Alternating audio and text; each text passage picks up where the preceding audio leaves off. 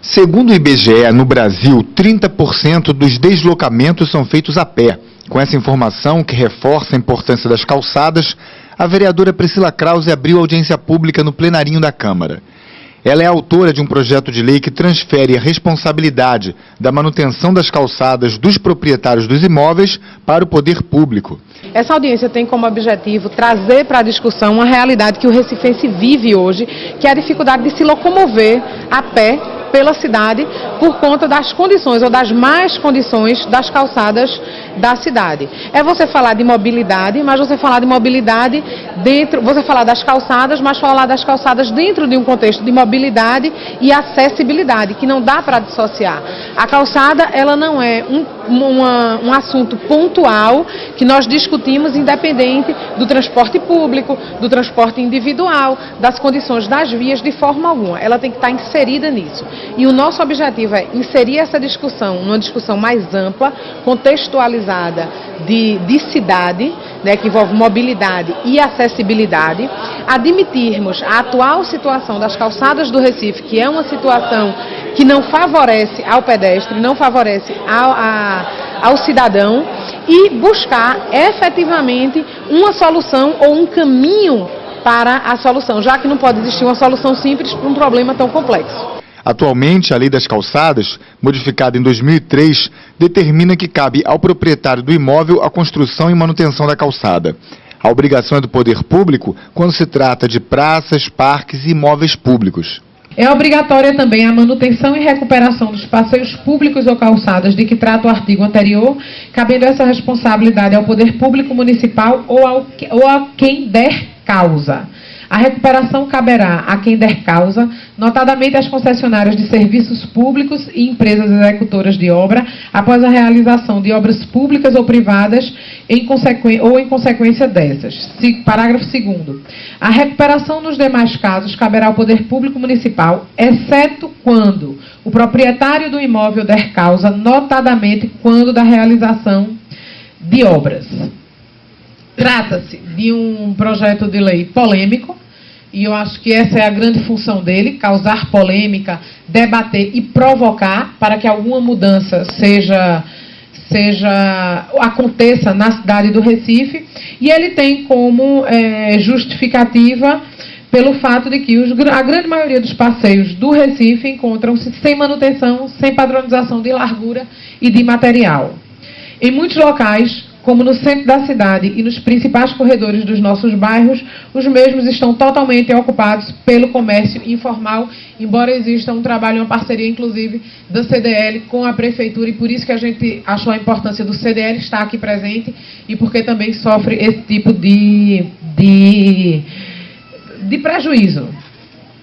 A falta de política de arborização e de manutenção destas, e uma arborização que tem que preservar os espaços e os passeios nas calçadas, e a utilização desses espaços pelas concessionárias sem uma regulamentação mais rígida. E uma coisa que nós batemos muito na questão da capacidade fiscalizadora da Prefeitura para que possa praticar a própria legislação vigente, para que possa colocá-la em prática, e também a capacidade ou a falta de capacidade técnica, muitas vezes, do proprietário do imóvel de atender a todas as exigências legais, que não são poucas, normas da ABNT, lei de acessibilidade, decreto federal, todos que se encontram e que causam muitas vezes uma complicação e uma confusão. A gente tem uma grande falta de patronização. É o piso tátil que não é colocado de maneira correta, é a angulação das rampas que não são também feitas de maneiras corretas, dificultando tanto a circulação e a acessibilidade de deficientes visuais, de pessoas com dificuldade de locomoção, sejam elas cadeirantes ou não, e que isso gera uma grande dificuldade na vida das pessoas. Glória Brandão, assessora executiva da Secretaria de Controle Urbano e Obras, explicou que a atual Lei das Calçadas é quase uma repetição de uma lei municipal de 1839, que já estabelecia a construção e manutenção das calçadas como uma responsabilidade do proprietário do imóvel. Esta responsabilidade, ela é compartilhada, porque há uma responsabilidade que é do poder público quando ele for efetivamente aquele que der causa. Todavia, a gente não pode deixar de considerar que em muitas situações é o proprietário ou ocupante do lote que dá causa a essa má conservação das calçadas. E, por outro lado, também o loteador, no momento em que ele entrega o loteamento, ele precisa deixar a calçada já em condições de acessibilidade. Isso já é uma questão legal da legislação federal, inclusive de parcelamento do solo. Portanto, a gente não pode... Inclusive, assim, particularmente entendo como advogada que o município não pode, pura e simplesmente, redefinir uma nova responsabilidade e atribuí-la pura e simplesmente ao município, na medida em que a gente também deve observar a legislação federal, inclusive de parcelamento do solo. É muito importante esse debate, né? Fico feliz, inclusive, de ver essa Câmara cheia. Significa dizer que cada um está cônscio de sua responsabilidade em fazer com que esse espaço seja efetivamente do povo, até porque hoje se privatiza bastante esse espaço. Já o representante do Instituto dos Arquitetos do Brasil, Ricardo Pessoa de Mello, apoia a mudança na legislação proposta por Priscila Krause. Eu creio que a prerrogativa das calçadas, apesar de hoje ser responsabilidade dos privados, né, eu acredito que tem a responsabilidade maior do poder público, né? Eu acho que é o espaço está dentro do espaço público, né, assim como uma via. A via de trânsito de veículos é responsabilidade do poder público, né? E o pedestre fica a cargo do privado.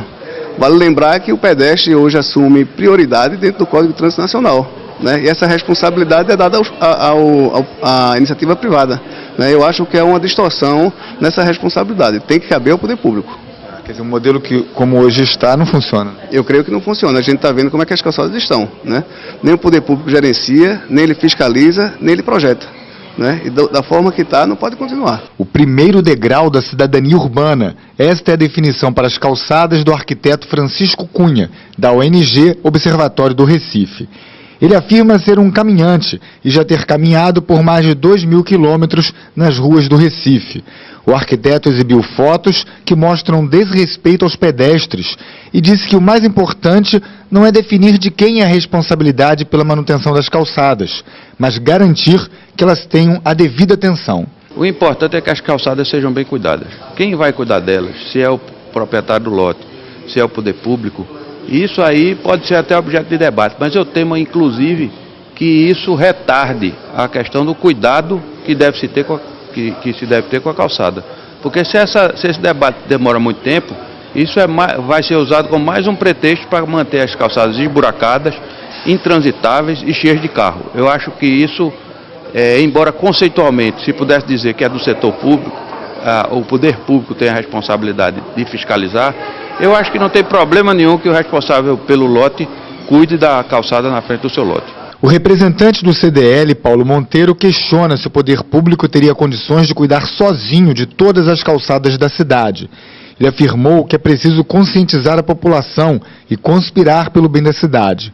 O professor do curso de arquitetura da Unicap, Arthur Batista, que há 10 anos estuda a acessibilidade, também contribuiu para o debate. As calçadas são o espaço público por excelência, né? Então é um espaço de maior uso público da cidade, é um espaço onde diversos autores convivem, né? Há diferentes interesses conflitantes aí.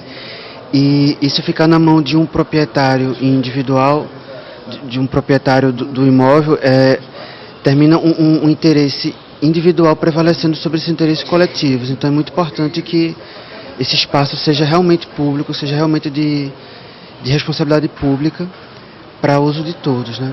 O professor denunciou que as calçadas não são adequadas para os cegos, por exemplo, e que existem até pisos táteis construídos de forma equivocada e que atrapalham mais do que ajudam. A denúncia foi confirmada pela professora de Braille do Instituto de Cegos da Santa Casa de Misericórdia, Vitória Damasceno. Ela falou dos obstáculos que os cegos encontram nas calçadas do Recife.